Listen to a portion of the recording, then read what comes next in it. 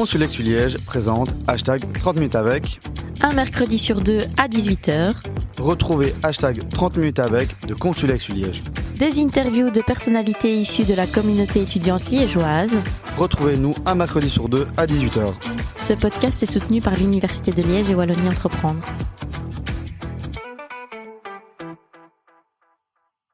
Bonsoir à toutes et à tous, ou bonjour dépendamment de l'heure où vous écoutez ce podcast. Nous sommes donc à l'heure de l'enregistrement de ce podcast le 21 février et une magnifique journée printanière, la première sûrement de l'année 2025, s'achève. Et en cette belle journée qui s'achève, nous accueillons également une belle personne fortement intéressante, Monsieur Damien Ernst. Bonjour Monsieur Damien Ernst. Bonjour. Alors Monsieur Ernst, vous êtes ingénieur en électromécanique, vous êtes également docteur en sciences appliquées de l'Université de Liège et professeur invité à Télécom Paris, en plus évidemment de vos activités directement à l'Université de Liège où vous êtes professeur à temps plein. On a une première question peut-être à vous poser qui est plutôt d'ordre personnel. Vous êtes un expert dans le secteur énergétique. C'est vrai que vous êtes souvent invité par les différentes chaînes télé du paysage médiatique francophone pour justement parler de l'énergie.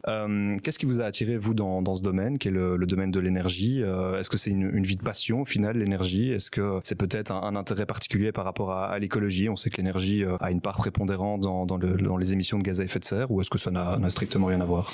C'est des rencontres, dans une vie professionnelle, c'est fait de rencontres. Donc moi j'ai eu une advisor de thèse qui travaillait dans le domaine en fait des réseaux électriques, et c'est pour ça que j'ai commencé dans le domaine des réseaux électriques. Je me voyais beaucoup plus faire de la recherche. Je voulais être un chercheur, ça c'est clair, mais en physique plus théorique, physique fondamentale. Mais je ne regrette pas le choix. Et puis de réseaux électriques, ça m'a amené dans le domaine de l'énergie de manière plus générale. Et j'ai aussi fait beaucoup d'intelligence artificielle dans le secteur de l'énergie. Et je développe aussi beaucoup d'activités dans le domaine de l'IA. D'ailleurs, vous avez un long parcours académique et même professionnel, puisque en 2018, vous avez été récipiendaire de la médaille Blondel. Est-ce que vous pouvez nous expliquer en quoi cela consiste? Qu'est-ce que c'est que cette médaille et pourquoi est-ce que vous l'avez reçue? Donc c'est un prix qui distingue les scientifiques, je pense, de moins de 45 ans, oui c'est moins de 45 ans, pour leurs travaux faits dans le domaine de ce qu'on appelle, on va dire, le génie électrique, en fait, au sens large. Donc en fait c'est quand même informatique, électronique, ce genre de choses-là. Et je l'ai reçu principalement pour mes travaux dans le domaine des réseaux électriques et de l'intelligence artificielle. C'est assez compétitif quand même de l'avoir, cette médaille. Bon, c'est une des plus belles distinctions. Donc quand tu es dans une carrière scientifique, c'est plus ou moins à chacun des âges. Tu peux gagner des prix pour gagner. Si vous passez un jour votre master, vous allez passer, vous pouvez gagner un prix pour la meilleure master thesis, la meilleure PhD thesis. Puis tu as des prix un peu plus seniors, quoi. Tu vois qu'ici, les gens de moins de 45. Et puis quand tu arrives, si tu veux, vers l'âge de 60 ans, 65 ans, tu reçois plus des prix honorifiques. Je sais pas, on baptise un auditoire à ton nom, t'as un titre, voilà. Mais ça, c'était effectivement un très très beau prix, très difficile à gagner. Ensuite, lors de votre formation académique, vous avez suivi un parcours des plus, dira-t-on, dépaysants, étant donné que vous êtes passé par de multiples destinations, de Zurich au MIT américain. Qu'est-ce que vous retenez de cette expérience? Je me suis chaque fois bien amusé. J'ai bien aimé les unifs américaines, pas tellement MIT. J'ai plus aimé CMU. J'ai fait aussi un postdoc à Carnegie Mellon University. C'est une petite université dans la ville de Pittsburgh, qui n'est pas une ville en fait extrêmement riche aux États-Unis, qui fonctionnait très bien. C'était un petit joyau, je trouve, cette université dans la ville. J'avais très bien travaillé. Zurich, c'est très agréable, c'est une très très belle ville. Donc, je souhaite à tous les auditeurs d'avoir l'occasion d'y vivre un jour, surtout l'été. Vous avez le lac de Zurich. Et puis c'est surtout des rencontres très intéressantes, professionnellement très très intéressantes. Oui. Alors vous avez un domaine d'expertise qui concerne essentiellement les smart grids, donc c'est ce qu'on appelle les réseaux intelligents. Avant de rentrer vraiment dans le vif du sujet et peut-être au niveau de la technicité de cette thématique-là, on voulait vous poser une question un peu plus actuelle. On a enfin un gouvernement fédéral, donc un nouveau ministre de l'énergie, et on voulait savoir en fait un peu votre vision sur l'accord de gouvernement et sur le mix énergétique que ce gouvernement souhaite mettre en place. On sait qu'ils veulent prolonger le nucléaire, on sait qu'Engie, qui est aussi l'opérateur de certaines centrales, n'est pas du tout du même avis. Est-ce que vous pensez que c'est une guerre perdue contre Engie il faut voir un peu ce que le ministre fédéral a, parce qu'on a aussi des ministres régionaux de l'énergie. Le ministre fédéral, en fait, il a 3 dossiers. Il a la mer du Nord, le dossier de la mer du Nord. L'île énergétique. Oui, l'île énergétique, et il a Elia, aussi Elia, le responsable du réseau de transmission. Donc l'île énergétique, c'est un mix Elia, la mer du Nord, et il a le nucléaire. Et il a aussi, on va dire, tout ce qui est la réglementation pour les fournisseurs d'électricité. Il n'a pas tellement de marge de manœuvre, en fait. Aux régions, il y a beaucoup plus de marge de manœuvre. Donc, au niveau du nucléaire, qu'est-ce qu'il peut faire? D'où là, c'est perdu. Ça a été fermé le 15 février, donc il y a un peu plus d'une semaine. Vous pensez que la décontamination chimique du réacteur est irréversible alors? Parce que c'est vrai qu'il y a... Ça c'était pour Doul 3 en fait. Okay. Doul 3 et Tihange 2, là c'est foutu, c'est démonté. Ils ont déjà revendu des pièces électriques à la France. Doul 2, ils n'arriveront pas à le sauver non plus. Je n'y crois pas. Il reste Tihange 1 sur la table. Donc en gros, sachant que Tihange 3 et Doul 4 ont déjà été prolongés de 10 ans, donc il peut prolonger encore Tihange 1 de 10 à 20 ans et il tend la prolongation de Tihange 3 et Doul 4 à 20 ans. Donc ça reste quand même assez faible, hein, ce qu'il peut faire. Donc on est très loin de ces promesses de campagne. On a vu des partis politiques qui disaient bon, je vais prolonger tout le nucléaire belge et puis au final, ils prolongeront juste en plus que la ministre Tinne van der Straat 1 gigawatt. Mais ça, c'est la dure réalité en fait du secteur de l'énergie quand vous éloignez un peu du discours populiste. Et est-ce qu'il n'y a pas des investissements, notamment dans les petits réacteurs modulaires aussi qu'ils ont envie de mettre en place et qui peuvent être intéressants? C'est toujours, il faut monter l'investissement. C'est des dossiers d'investissement. Donc vous pouvez le dire, on va créer des petits réacteurs nucléaires ou même des gros, puisqu'ils veulent aussi construire des gros dans l'accord de gouvernement. Il vous faut trouver le site. Déjà en Wallonie, je ne sais pas où, quelle commune serait vraiment d'accord. Peut-être sur Tihange. Il n'y a pas beaucoup de place sur Tihange. Il faudra raser des maisons quand même pour Tihange si on veut le mettre là. Il y a Doul. Sur Doul, il y a la place, le site de Doul. Oui, pour les petits réacteurs, on en aura peut-être un ici du côté de Liège, qui sait. Il y aura un très très très bel endroit. C'est, vous voyez le site où vous aviez Cockerill à Chertal, vers Chertal là.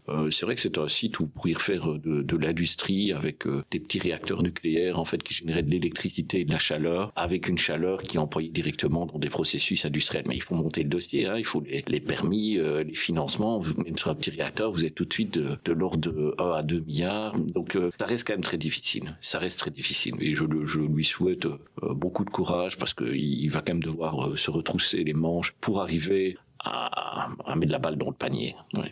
Et on sait du coup que le nucléaire est pas mal décrié dans la presse. Il y a ses partisans, il y a également des personnes qui pensent que ça peut être dangereux. Est-ce que vous avez un avis sur la question par rapport aux normes de sécurité actuelles et les autorités qui sont chargées de tout ça? Dangereux, non. Je pense que même, vous pouvez toujours avoir des problèmes sur une centrale, mais quand vous regardez les nouveaux designs, ils sont quand même très bons, très sûrs. Donc je ne vois pas des Tchernobyl ou des Fukushima arriver avec les nouveaux designs. On va de plus en plus vers des designs de réacteurs qui, quoi qu'il arrive, en fait, même si vous perdez complètement l'électricité pour refroidir le réacteur, vous n'avez pas de problème. Donc, ça reste des designs très sûrs. Et puis, si vous avez un accident sur un site, vous décontaminez. Regardez des sites comme Fukushima, c'est peut-être pas très populaire de le dire, mais en gros, vous pourriez aller vivre maintenant autour de la centrale de Fukushima sans danger pour votre santé. Les Japonais ont très bien décontaminé leur site, oui. Nous savons également, aux dernières nouvelles en tout cas, que bien que le nucléaire soit de retour sur la table avec ce nouveau gouvernement, on sait cependant que Engie ne souhaite pas forcément poursuivre la gestion de ces centrales. Mais elle ne veut pas les vendre non plus. Donc, elle est dans une situation un peu ambiguë. Je ne veux pas poursuivre, mais je ne veux pas les vendre, les donner à un concurrent non plus. Voilà, moi je pense que, écoute, l'État est de toute façon de mettre des horloges. C'est un ancien directeur d'Electrabel, du temps d'Electrabel, un ami, du temps où Electrabel était tout puissant, qui me disait, écoute, l'État est de mettre des horloges. Un gars vraiment très bien. Donc l'État peut faire plus ou moins ce qu'il veut au final. Regarde, en période de Covid, je ne sais pas si vous vous souvenez de cette période-là, t'as vu quand même comme l'État a su prendre les choses en main. On a quand même été plus ou moins un peu enfermé pendant des mois. Donc l'État émet des horloges. Donc s'il a réussi, l'État a décidé à un moment donné pour une population, vous devez rester chez vous. l'État a les moyens en fait de faire plier Engie et de réquisitionner en utilisant les bons textes de loi, les bons arguments, ces réacteurs nucléaires. Oui. Est-ce que la situation actuelle ne laisse pas présager peut-être une modification aussi du mode de production en Belgique? On sait que c'est libéralisé, ça veut dire qu'il y a plein d'opérateurs qui peuvent évidemment s'y mettre, moyennant le respect de certaines conditions évidemment. L'État a une compétence qui est relativement faible. Est-ce que finalement il fallait pas monopoliser cela? Est-ce que vous pensez même que la concurrence reste intéressante? Vous entendez quoi quand vous dites que la production est libéralisée? Dans le sens où différents opérateurs peuvent s'implémenter sur le marché moyennant le respect de Donc conditions. Ça veut dire que quelqu'un va venir investir dans une nouvelle centrale au gaz comme ça ou dans des éoliennes. Oui. comme ça. C'est la vision que j'ai. Après, Il y a personne qui le fait. Il y a personne qui le fait en France, en Belgique, en Hollande. Ce sont tous des bouffeurs de subsides. Il n'y a plus d'investissement dans la production d'électricité sans subsides. Voilà. Les gens, en fait, ce ne sont plus dans le domaine de la production d'électricité des entrepreneurs qui prennent des risques. Ce sont des gens qui achètent des bons de caisse sous forme, en fait, de centrales électriques. Voilà, il y a peut-être le risque technologique ou industriel lié à l'installation, mais c'est extrêmement faible. Ils ne prennent plus jamais le risque du marché. Dans le domaine du pétrole, quand vous produisez du pétrole, vous prenez un risque de marché. Parfois, vous pouvez vous retrouver avec des périodes où le prix du baril chute à 20-30 $. Dans le domaine du charbon, c'est la même chose, le gaz. Mais dans le domaine de l'électricité en Europe, ce n'est que du subsidié. Et ils sont tellement drogués au subside que même s'il y a quelqu'un, si vous décidiez à un moment donné, en fait, dans un pays, en fait, de ne plus donner des subsides, ils vont aller dans d'autres pays où il y a des subsides. Donc, je pense que, et ça, ce serait une bonne chose, en fait, que le ministre fasse ça, c'est du jour au lendemain couper absolument tous les subsides, en fait, à toutes les filières électriques et laisser faire le marché. Et tant qu'il y a encore des subsides, on va avoir un marché qui, pour moi, dysfonctionne. Est-ce qu'on trouverait quand même des producteurs d'électricité en faisant ça? Parce que du coup, les coûts en fait, d'investissement sont très importants. Mais les coûts, de toute façon, les subsides, en fait, tu les payes. Hein, donc, s'ils acceptent d'investir avec des subsides, ils se font quand même des très belles marges. Et quand c'est des subsides, en fait, où on vous garantit un certain retour sur investissement, vous avez même tendance un peu à gonfler votre investissement. C'est ce qui s'est passé pendant longtemps avec les éoliennes en mer du Nord, quoi. Ils disaient toujours, ça coûte 130 € du mégawattheure. On leur donnait, ou 170, parfois 170 € par mégawattheure. Puis on organisait un peu de compétition, essayer de diminuer les subsides.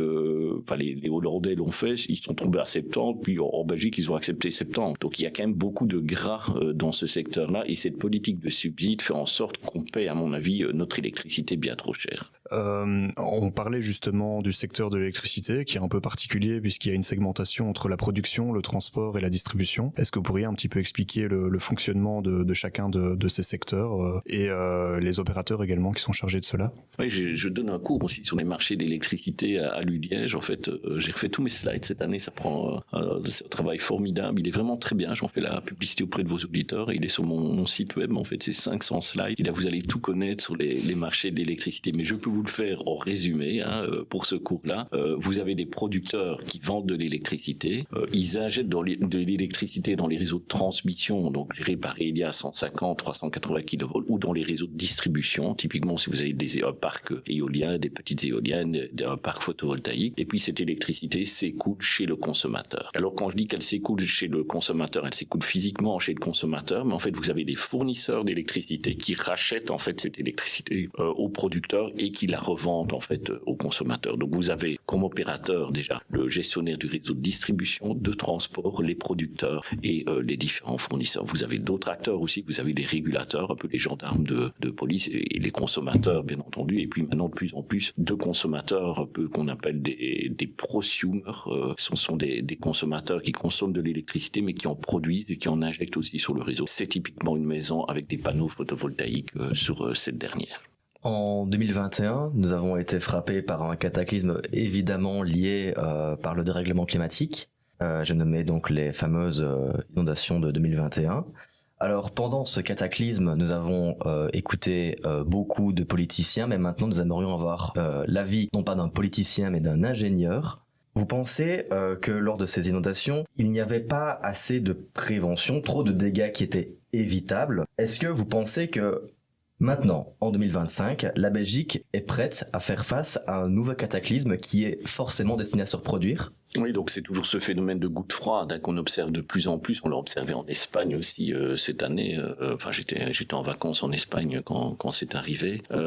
Donc c'est des images à chaque fois terribles. Donc le gros problème que vous avez, c'est quand vous commencez à avoir des 200, 300 millimètres de pluie qui tombent en 2-3 jours. C'est ce qu'on a eu. Et donc ça c'est mortel, complètement mortel pour une région. Moi je l'ai vécu. Donc j'habite le long de l'Ourthe. Donc j'étais à la nage et des voisins à déménager, donc je l'ai vécu de vraiment très très proche cette crise-là, et c'est destructeur. Par contre, on a fait une petite bêtise, c'est que on avait le barrage de Panne dont le but est de retenir un peu l'eau. Il aurait fallu le vider un peu de manière préventive, en fait, ce qu'ils n'ont pas fait. Ce qui fait que c'était dans la nuit du mercredi à jeudi, je me souviens pas, ils ont dû relâcher en fait de l'eau de ce barrage de Panne qui n'a plus su jouer son rôle de retenue. Donc il y a quand même eu un peu de petites erreurs de gestion. Bon, personne n'a jamais reconnu évidemment que c'était une erreur de gestion. Ils ont suivi la procédure de gestion du barrage, mais ils ont manqué un peu d'originalité, de réactivité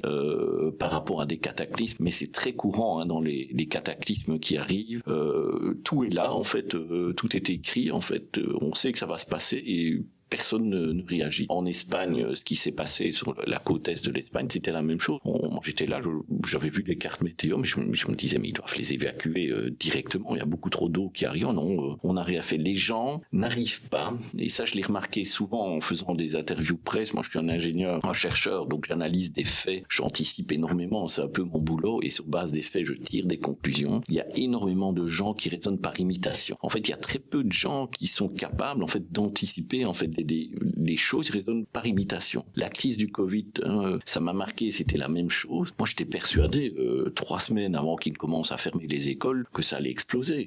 On en parlait en Italie, on en parlait en Chine, c'était évident que ça allait arriver. Et les gens n'arrivent pas à raisonner, à être analytiques, à anticiper les problèmes. Très peu de personnes arrivent à le faire. Il y a très peu de ce qu'on appelle, en fait, en tout cas dans la sphère en plus politique, publique, des gens qu'on pourrait qualifier de très bons analystes capables d'anticiper les dangers. Oui. C'est un peu effrayant. Alors pourquoi, selon vous, pourquoi n'écoutons pas ces personnes qui sont capables et qui anticipent ces cataclysmes?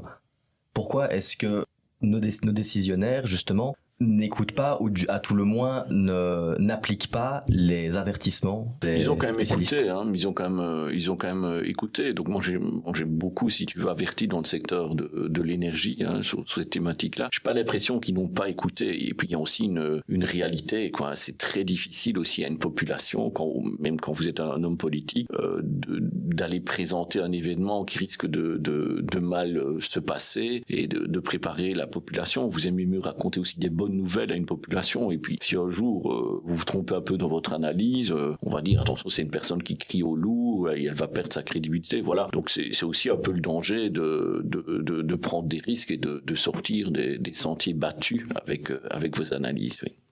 Alors, une de vos dernières recherches concerne les centres d'énergie renouvelable distants. Est-ce que vous pourriez nous expliquer ce que c'est justement et quel est l'intérêt pour la transition énergétique? Donc ici en Belgique, on n'a pas beaucoup de soleil.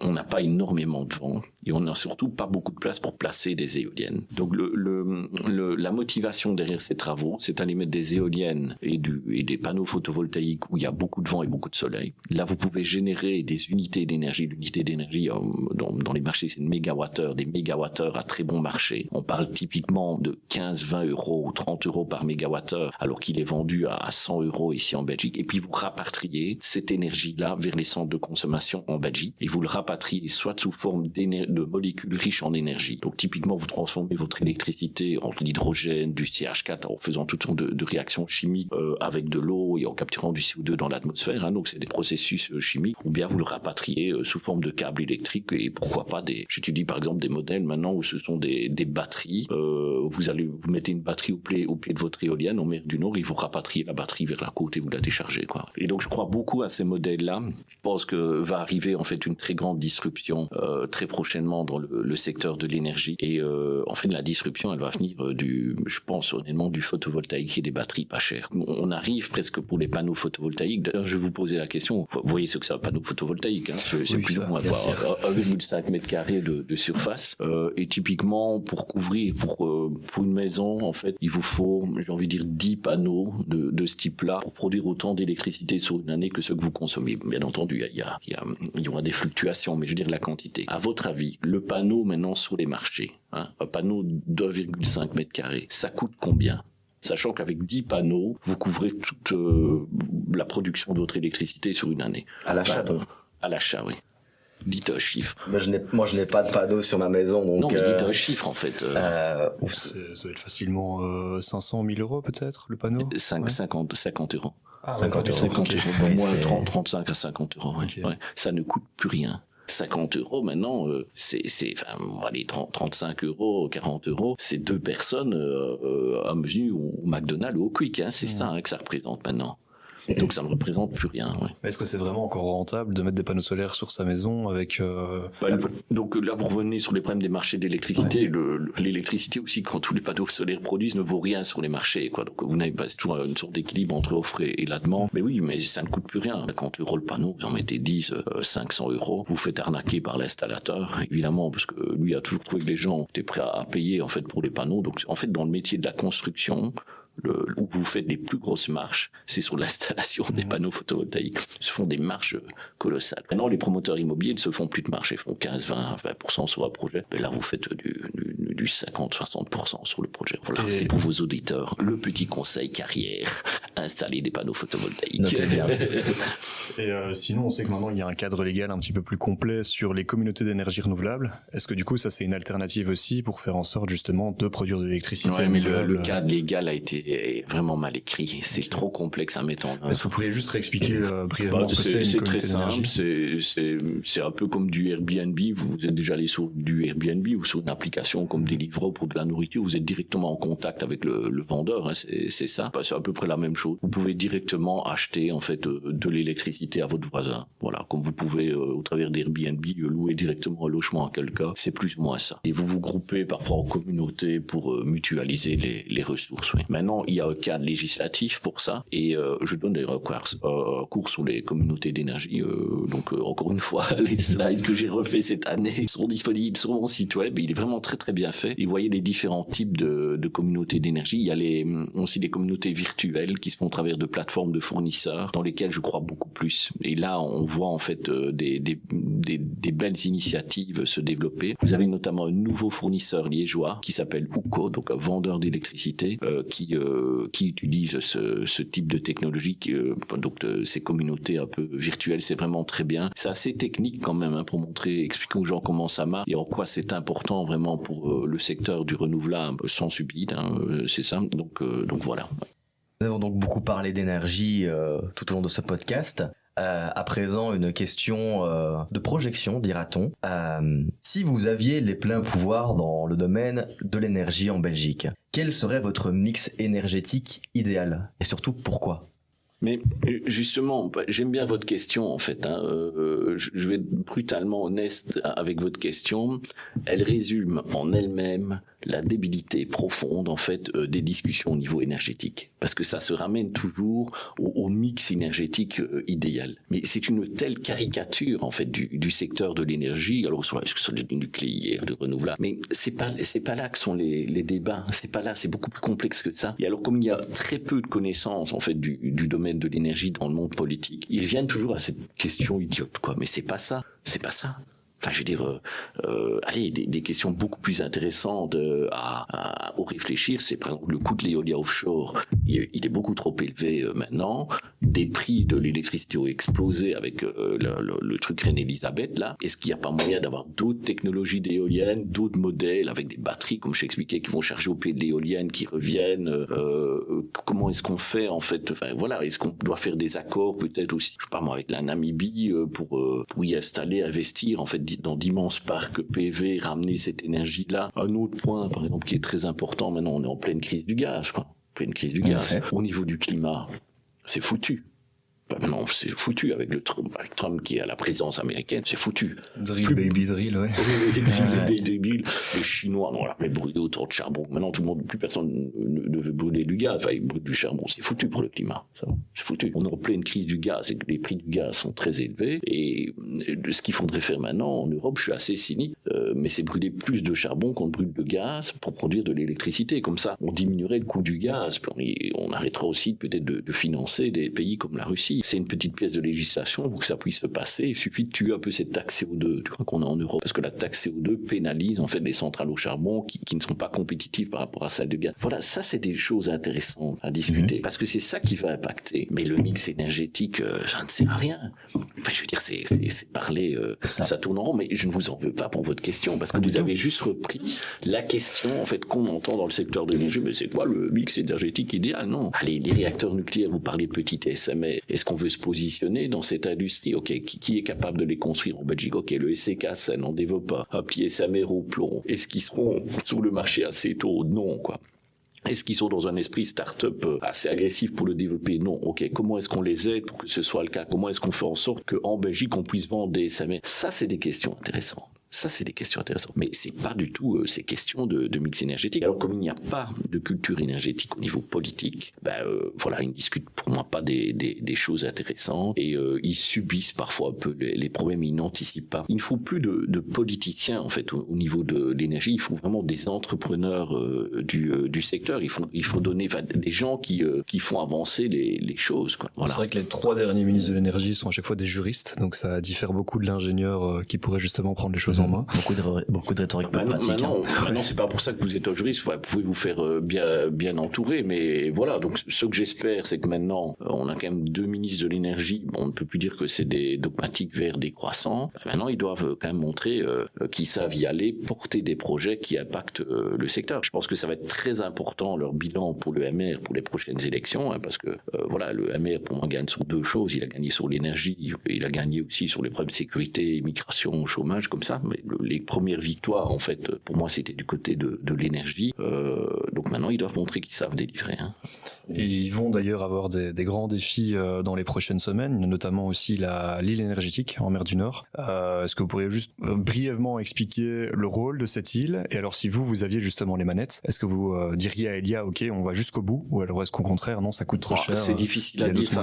Donc c'est un dossier. Donc la première chose, moi, j'aurais pas été à Lille, quoi. Donc si j'avais été Latinen van der Straat, je suis ingénieur, jamais je n'aurais donné de go pour ce truc-là. Pourquoi? Parce que quand tu es ingénieur, il y a bien juste un truc que tu sais très bien, tu ne construis jamais quelque chose que personne n'a jamais fait. Les coûts vont toujours exploser. Dès que c'est un peu exotique, ça va. La gare de Liège, ça a explosé. La gare de Mons, ça explose. Ça explose toujours. La gare de Mons, elle avait déjà été faite à Liège, donc peut-être que du coup, elle a un peu changé le design. Dès que c'est un peu exotique, les coûts explosent. Mais au lycée, il y a des études, il y a des scientifiques qui ont travaillé, qui ont démontré que systématiquement, ils ont fait des analyses, les coûts de ces projets-là explosent, quoi. Et on sait ce qui fait exploser les coûts. Donc voilà, c'était écrit que ça allait exploser. Voilà. Donc ça, et là, la ministre, là, je pense, voilà, ils ont fait une connerie, quoi. Moi, j'aurais été sur des trucs, on connaît, pas exotiques du tout. Maintenant, voilà, ils ont déjà leur île. Okay, la discussion, la partie A, c'est commencé. Voilà, c'est commencé. Alors, c'est non plus pas très compliqué. L'île en elle-même, c'est des gros blocs de béton avec du sable. C'est pas très compliqué. Ce qui était très compliqué, exotique, c'est un peu la partie ACDC. Les interconnexions. Donc, courant continu, courant alternatif avec l'électronique de puissance. Là, ils avaient fait un peu des demandes de produits un peu exotiques qui ont fait peur aux constructeurs. Ça va. Et les constructeurs aussi, quand ils doivent construire quelque chose, tu vois, ils ont un peu peur. Ils augmentent leur marge, pas parce qu'ils veulent exploiter le pauvre consommateur belge, juste parce qu'ils ont peur que les coûts dérapent, quoi. Et ils doivent se couvrir, quoi. Voilà, donc c'est sur cette partie d'essai. Maintenant, faut vraiment bien analyser le dossier, parce que si la commande n'est pas passée maintenant, en gros, ça veut dire que il y aura pas, on construira peut-être encore 800 mégawatts en mer du Nord, mais avant 2030, si on arrive à les construire avant 2030, et pour l'autre, ce sera pas avant 2035, quoi. Tu vois, les temps d'attente pour ces constructions-là sont délicats. Donc voilà, il faut étudier, il faut analyser le dossier, quoi. Ouais. Peut-être une dernière question avant de rentrer plutôt dans le volet entrepreneurial. Une question plutôt futile, mais je pense que c'est bien pour finir un petit peu cette thématique-là. Qu'est-ce que vous pensez du Bitcoin et plus généralement des crypto-monnaies et de leur impact potentiel sur la consommation énergétique? Je pense que c'est des shitcoins, quoi. Vraiment, je pense que c'est des shitcoins. Je trouve que c'est un Ponzi scheme immense, et ça me fait super rigoler, parce que maintenant les gens veulent un peu quitter le dollar, notamment avec je regardais presque les Chinois, ils ne veulent plus trop acheter du dollar, puisque c'est vrai qu'en cas de guerre, on avait quand même saisi un peu les 300 milliards d'avoirs russes. Mais c'est marrant parce que les Chinois maintenant, les Chinois achètent de l'or, en fait, versus le monde occidental des shitcoins, quoi. Ouais. Mais c'est les Chinois qui vont gagner au final. Pour moi, non, ça n'a aucun sens, parce que regardez, le prix d'un bitcoin, voilà, quand ça coûte $100 000, un bitcoin, il est plus ou moins à $100 000. Ça va vous coûter combien en énergie, en machines derrière par an pour maintenir ce système? Okay, que ça coûte $100 000. Ça vous coûte plus ou moins $4 000. Okay, donc c'est comme si vous aviez un lago d'or. Ça va chez vous. Justement, avec l'énergie renouvelable, il y a certains disent justement que maintenant, quand on a des chocs sur sur les marchés avec trop d'électricité, on peut rallumer des machines pour miner du Bitcoin et ça coûte très peu cher avec l'offre et la demande. C'est pas ça qui est fait parce que leurs machines pour miner du Bitcoin elles coûtent cher, donc vous n'allez pas avec ces machines-là juste le miner 2 heures quand l'électricité est négative sur les prix du marché. Ça, je n'y crois pas. Et si vous avez, alors ils disent oui, mais regarde, on le fait près d'un barrage où c'est de l'électricité. Non, mais fais autre chose que du Bitcoin, quoi. Fais de l'hydrogène, par exemple, ou du kérosène vert, quoi. Enfin, du kérosène décarboné qu'on fait à partir d'électricité. Fais autre chose, quoi. Fait autre chose. La majorité des cas, ils sont mis quand même dans des endroits aussi, il y avait des centrales au charbon, ce genre de choses-là. Non, c'est une catastrophe et ça va se terminer dans le sang, ce truc-là, parce qu'il y a beaucoup trop de gens. Parce que c'est un système, à un moment donné, c'est un système, vous avez un système, il y a de l'argent réel qui rentre dans ce système-là, ok? Et ce système-là, vous devez payer pour le faire exister. Donc, à un moment donné, cet argent disparaît. Donc, les gens ne vont jamais récupérer tout de leur argent de ce système-là, puisque c'est un argent pompe du fric naturellement, puisque vous devez le maintenir. Donc voilà, moi je pense que c'est le plus gros scam qu'il y a à l'heure actuelle. Je suis même choqué de voir, j'allais dans une compagnie d'informaticiens, enfin une boîte informatique, je ne vais pas dire le nom, donc c'était des gens de plus ou moins votre âge ou des choses comme ça. Et donc leur investissement maintenant, c'est dans des shitcoins, quoi. Ils discutent, mais je me suis dit, c'est incroyable. Toutes les économies de cette nouvelle génération va se faire avoir tôt ou tard. Maintenant, ça fait rêver, hein. Celui qui a acheté des bitcoins il y a 15 ans, les a achetés à 200 €, maintenant ils veulent 100 000, c'est ça. Mais à un moment donné, ça ne tiendra pas et ce sera un choc financier. Après, il y a plusieurs types d'investisseurs. Il y a ceux qui croient vraiment dans la blockchain et qui sont un peu fanatiques. Et puis les autres qui, effectivement, sont peut-être un peu plus poussés par l'investissement rapide. Et, moi, j'en ai vu beaucoup passer dans mon bureau, hein, dans ces trucs-là. Parce que je fais des rachats bitcoin. Bon, j'aurais peut-être dû suivre leurs conseils il y a 15 ans. J'aurais acheté des bitcoins à 200 €. On peut toujours regretter quand on voit l'augmentation des choses comme ça. Mais il y a, si tu veux, une caractéristique toujours la même chez les défenseurs des bitcoins, c'est qu'ils en ont. Donc, ils deviennent très agressifs quand vous dites que c'est des shitcoins parce qu'ils voient leur patrimoine s'évaporer comme ça. Et c'est des gens qui ont gagné à un moment donné de l'argent. Donc, ils ont une sorte de feedback très positif, en fait, du bitcoin. Ils ne veulent pas croire que c'est un scam. Mais voilà, on peut enregistrer bien ça dans votre podcast. On peut en refaire dans 5-10 ans, mais à un moment donné, ça va complètement craquer. On retient bien ça. Je prépare le rendez-vous pendant 10 ans. Ouais. Donc, après ce riche passage à propos de l'énergie, nous comptons faire un petit passage entrepreneurial. Vous êtes donc principalement un chercheur universitaire, un professeur. Selon vous, comment pourrait-on accroître en Belgique les ponts entre le monde universitaire, le monde de la recherche et le monde entrepreneurial afin d'inciter les jeunes chercheurs ou les étudiants fraîchement diplômés à la création d'entreprises pour stimuler l'innovation dans notre plat pays ? Mais écoutez, enfin, il y a donc en recherche, moi j'ai fait principalement ma carrière vraiment en recherche, donc je fais énormément d'articles scientifiques et je ne suis pas en fait pour uniformiser tous les profils au niveau recherche, ni dans un début de carrière vous n'allez pas faire la même chose qu'un milieu de carrière comme moi ou une fin de carrière, quoi. Donc voilà, je trouve que ça ne fonctionne pas si mal que ça pour l'instant. Moi par exemple, je travaille énormément avec les entreprises, je travaille tous les jours avec des entreprises, hein. Je vais dans les bureaux des entreprises. J'ai un lab de recherche fondamentale aussi. J'aime bien travailler sur l'ensemble de la chaîne, contribution fondamentale jusqu'à l'application. C'est un truc que j'adore. Maîtriser l'ensemble de la chaîne au niveau technologique. Moi, j'aime bien. C'est vraiment un truc que j'aime bien. J'aime bien travailler dans des entreprises. J'aime bien le projet d'une entreprise parce que c'est un peu con à dire, bateau, mais moi j'ai monté une start-up qu'après on a fusionné avec une autre plus grosse boîte comme ça. Mais il y a une sorte de drogue là-dedans, hein. Surtout quand vous faites de la tech, ça peut marcher à un moment donné. Moi, marcher, faut développer les bons trucs. C'est une vraie aventure humaine dans les sociétés. Moi, j'aime beaucoup ça. Donc, j'aime vraiment bien travailler là-dessus. Et je trouve que finalement, en académique, tu tiens longtemps. Si tu restes dans ton bureau et tu peux le faire les premières années de ta carrière comme ça, mais tu vas te fatiguer à un moment donné. Tu vois, les entreprises, c'est quand même elles qui te challenge, quoi. Donc, voilà. Mais je trouve que ça marche pas si mal que ça. Maintenant, je trouve que chez les jeunes deviennent très entrepreneuriales. Avant, je caricature, mais il y a 15-20 ans, ils voulaient aller à la Poste ou à la SNCB ou chez Cockerill, quoi. Tu vois, à l'époque, c'était les trucs. Maintenant, je vois quand même beaucoup de jeunes qui veulent lancer des boîtes directement, hein. Ouais, ça, j'en vois. Donc, ça change, quand même. Ça change. Ça va dans la bonne direction, ouais. Parlant de lancer de boîte, vous avez mentionné le fait que vous avez lancé une start-up. Pourriez-vous nous en parler?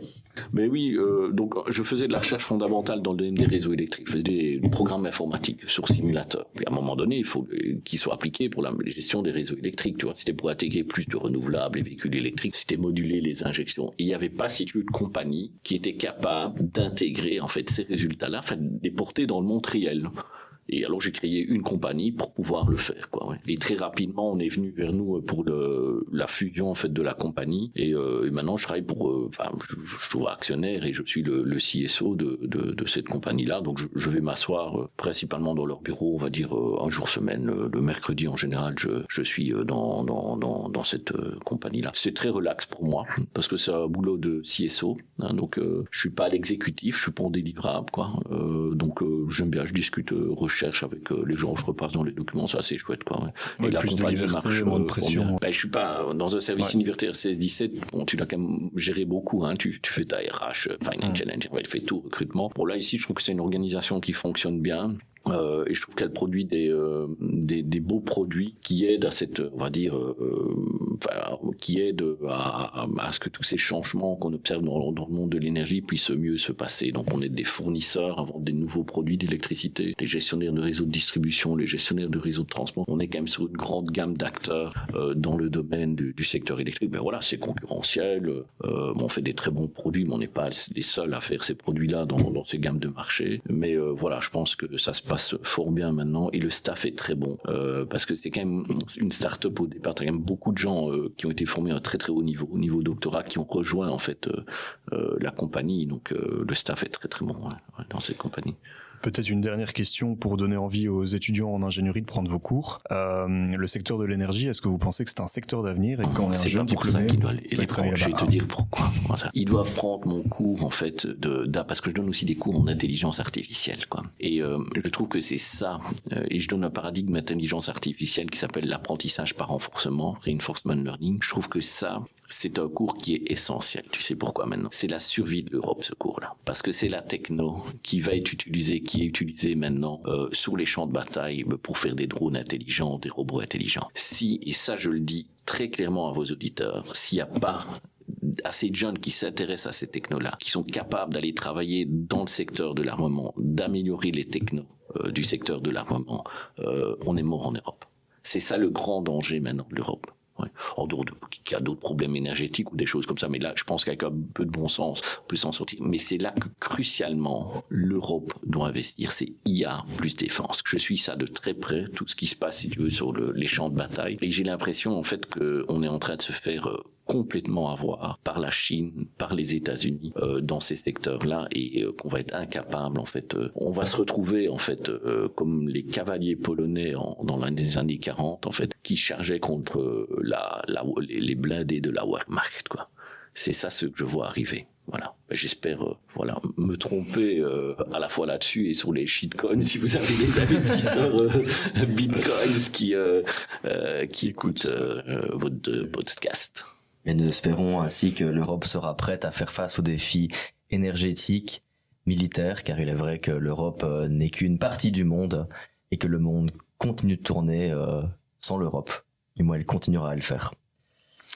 Merci beaucoup en tout cas pour tous ces riches échanges.